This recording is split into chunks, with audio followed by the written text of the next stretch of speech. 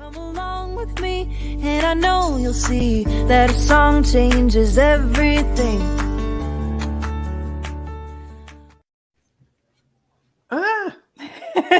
There we go. It's one way to start it. Hi, everyone. My name is Melanie Ambler. I'm a first year, just finished my first year of medical school at Stanford School of Medicine. And I thought I'd start off by playing a piece that's very near and dear to my heart. It's called Appalachia Waltz. So if you would like to close your eyes and just picture whatever comes to mind, then I hope you enjoy.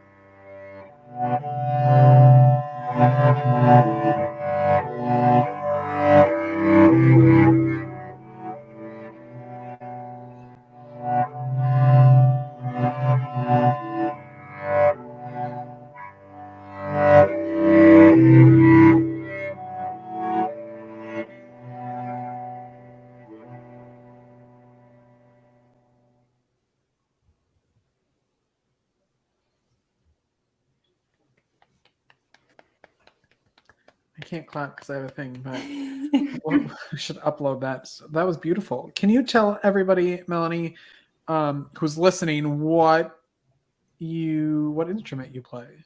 Yeah, so I play the cello. I've been playing since I was 8, so for 17 years now. And it's really followed me throughout my entire development and life, and I really can't imagine basically existing without my instrument. Wow. Yeah. And you're a medical student now. And if you could tell us kind of how you've managed to blend these two loves that you have together. Yeah, so growing up, I was always super interested in science, asking so many questions about how the universe worked. And my interest in music kind of existed in parallel to that. All throughout growing up, I would spend all day learning about science and biology and medicine, and then after school would go to my private lessons and symphony orchestra and chamber music. But those interests kind of existed separately until I had this wonderful opportunity in college. I attended Brown University, and in my second year there, I stumbled across a class called Artists and Scientists as Partners. And that was really the first time that I was encouraged within a strict academic setting to explore how the arts and the sciences could be combined, and specifically how music, art, and dance could be implemented within the medical setting. And that class changed like the entire course of my education and my interests. I had been doing research that wasn't really interesting to me. It just felt like it was something that I had to check off the box because I knew that I wanted to go to medical school. And once I learned about this field of the medical humanities and researching arts interventions in all sorts of medical settings, I was super inspired and just decided that that's what I wanted to do.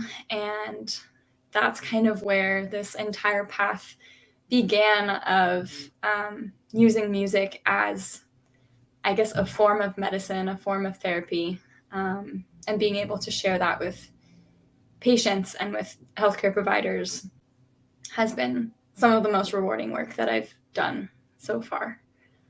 So what does that look like when you're working with patients and healthcare providers? Is it in a hospital setting? Is it bedside? Is it group? If you could talk about that.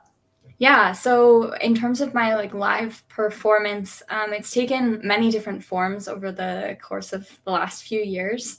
I had been living in France right before the pandemic began, and we were evacuated once everything happened. And I was really missing the community that I had formed there and just wanted to do something. And so one of my professors from Brown had actually sent me an article about a group called Project Music Heals Us. And they were doing virtual concerts on Zoom for critically ill patients in some hospitals in New York City, which was really the first city in the US that had been really severely affected by the pandemic. And I remember reading this article and just thinking, I need to do this in some way, shape, or form. And so I started that summer 2 different projects, one in France and one in the United States.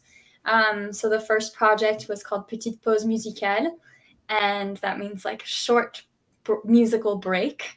And I contacted a bunch of different nursing homes all throughout the region of Normandy in France, which was where I was living, and got a lot of enthusiastic responses and started playing these large group concerts online for nursing home residents. And it was so sweet to see them and interact with them and hear them singing along to certain, oldie French songs that I would play. And it was really, really sweet to see them kind of bopping along in their chairs.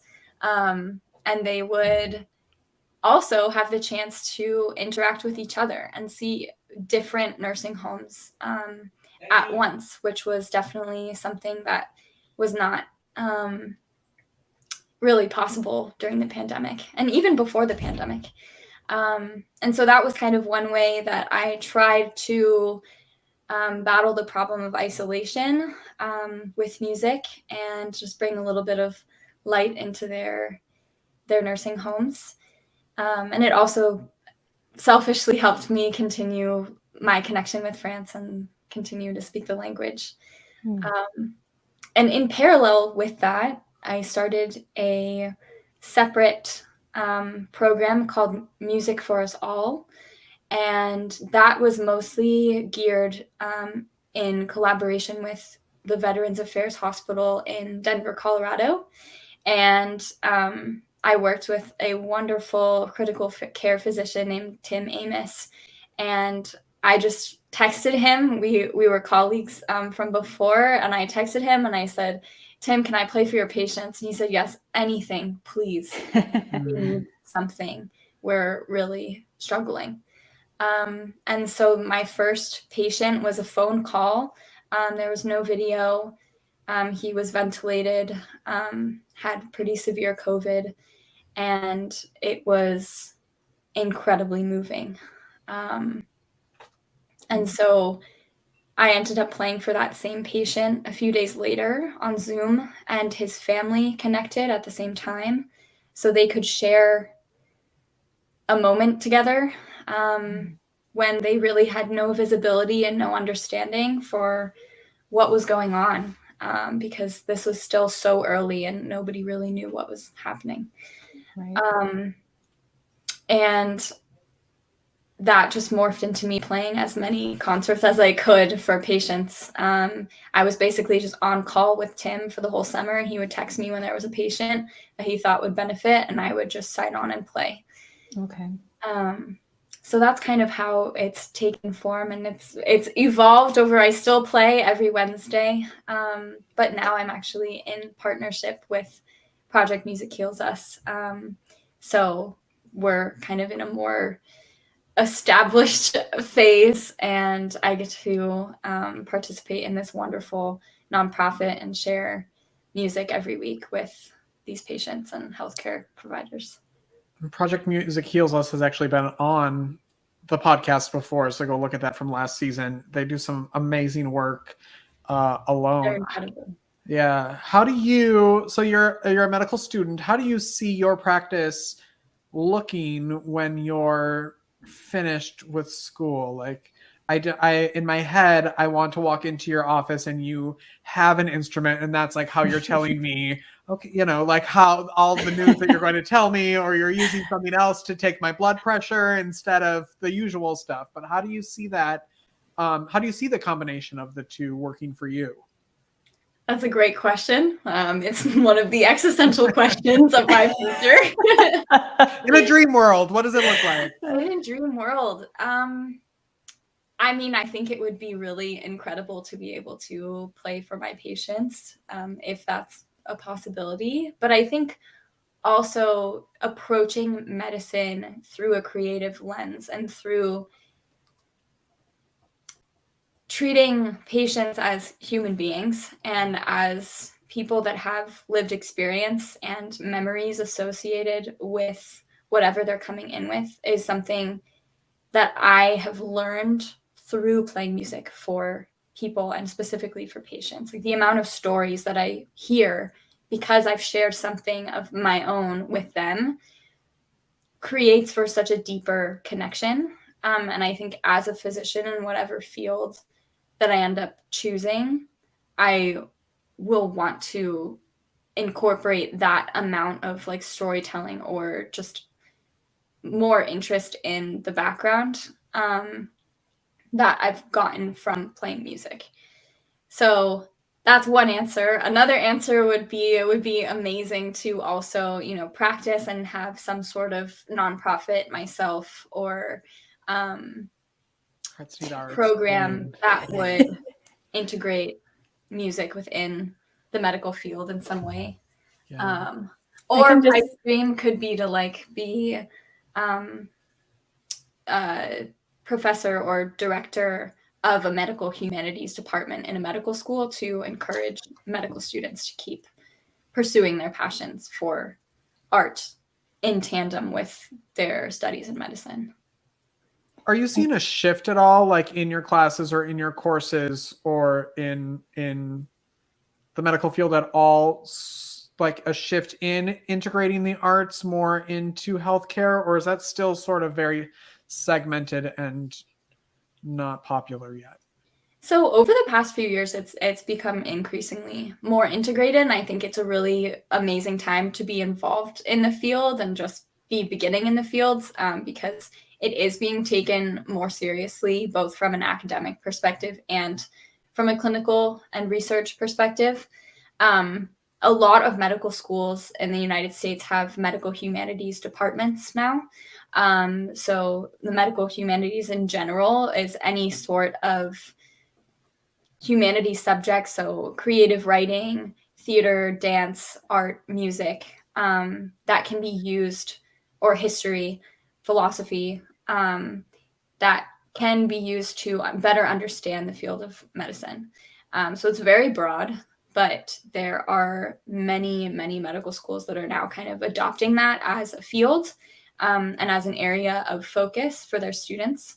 So, for example, at Stanford, there's the Medicine and the Muse department, which is their medical humanities.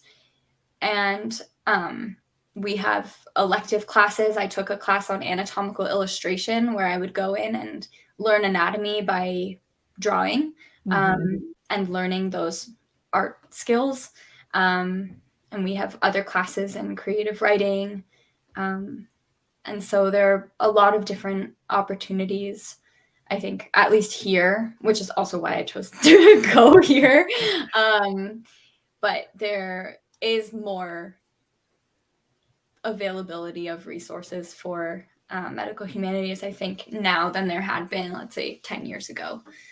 So that's encouraging. There's definitely a lot more that could be offered, but I want to throw this out before we continue too, because I know we have some people watching. Melanie is going to be kind of taking us through a simulation of what it would be like to have a session with her. So if you have any song requests for her, throw them in the comments and we can kind of play this. You don't have to sing all of them or play all of them, but it'll be a good way to kind of go through how she interacts with people to get down to play a song. So if you are listening and you have a song you'd like to hear from her, throw those in the comments and we'll hopefully hear one of them. Yes, happy to do my best. I'm making no promises, but So on that note, like what happens, I do want to go through kind of beginning to end and use us as people, as real people. Yeah. But what happens when you go in? Do you kind of take us through what a session would be like? And I'm always curious how other people react when a song is requested and you don't know it, like how you navigate that experience for them. Mm-hmm. Yeah, so I can kind of start from the beginning. Everything happens on Zoom. So I log into Zoom and usually Tim or Elizabeth's smiling faces fill the screen. They're kind of the two. Elizabeth is a palliative care psychologist and Tim is the critical care physician. And they usually give me kind of a brief description of who the first patient is going to be. So they'll say, this is Mr. Blank. He just had a procedure. He's been here for a week and said he really would love to listen to music or something along those lines. And then they wheel me on the iPad through the hallway to the patient's room. Usually the camera is off during that time because of confidentiality purposes. But then once they get into the room, if the patient is comfortable with it, we'll turn the camera on. Sometimes patients are awake, other times they're asleep, other times they're sedated and intubated. It really depends on the day and who is in the ICU. And then I just introduce myself. I kind of say, hi, I'm Melanie. I'm a cellist. I'm a medical student. I'm calling in from California. And I'm here to play some music for you today. And I usually start by asking, is there any particular mood or type of music that you enjoy or that you would prefer to listen to today? Like, do you want happy? Do you want sad? Do you want calming, a little bit more energetic? Sometimes it's surprising what patients say. Sometimes if patients are really,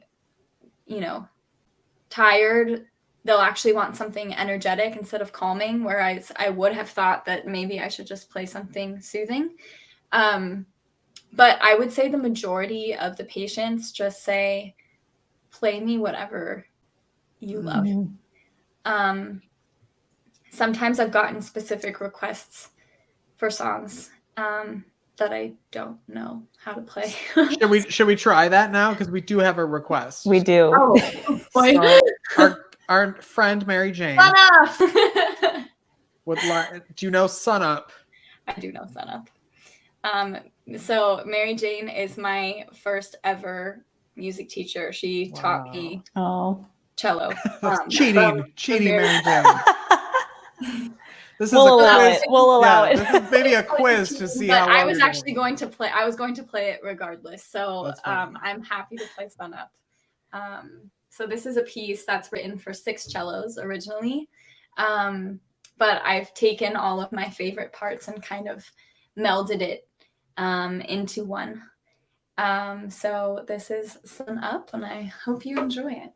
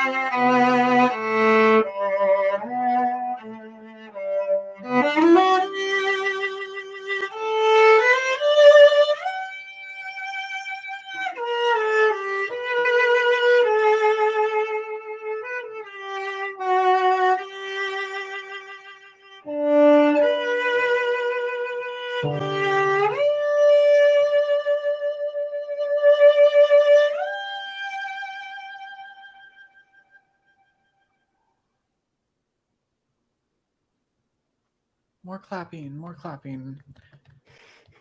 I think your fan club is here today. Yes. Because they're commenting. Oh, wait, I can't see the comments. It's Dawn says she's so very proud of you, Mel. Dawn Andrews. Aww. And we have, let's see, so beautiful. Great to hear you play and explain. We have another so beautiful. Bravo. We can just do this for an hour and just all of your accolades coming through. We had another request because I do want to see how, do you know this song? Oh gosh.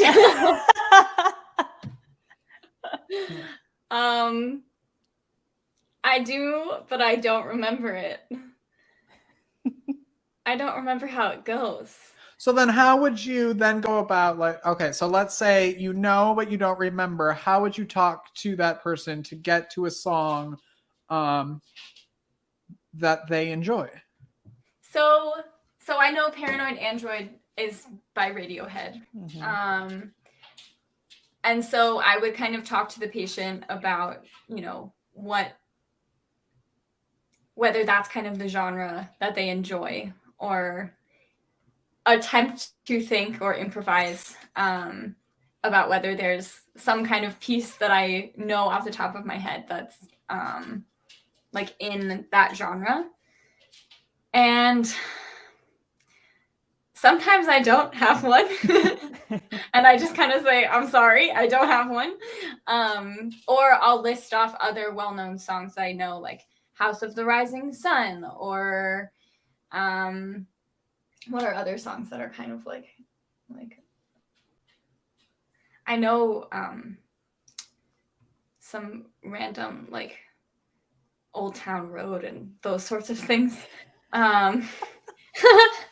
Remember, this is like it was a joke. But I think, I generally try to understand more so the genre of what people are going for, the mood. When I ask for specific songs, it's often I'm setting myself up for failure. It's a little bit harder on cello to just like find music as well. If you play piano or something like that, sometimes it's easy to just Google quickly. But yeah, I guess that's what I would say.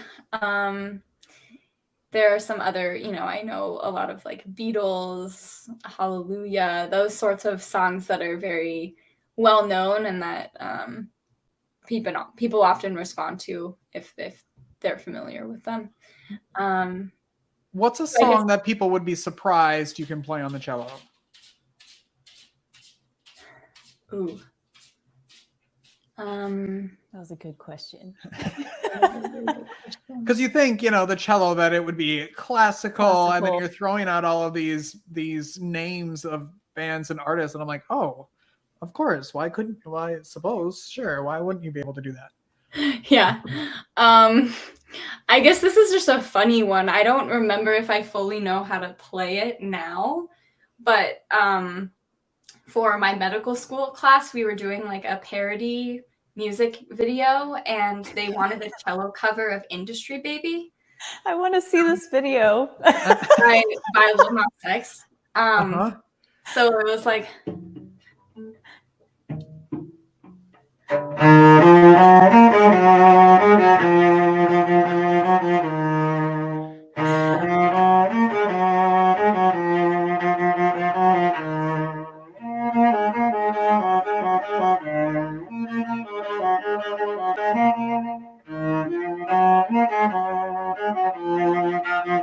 Wow.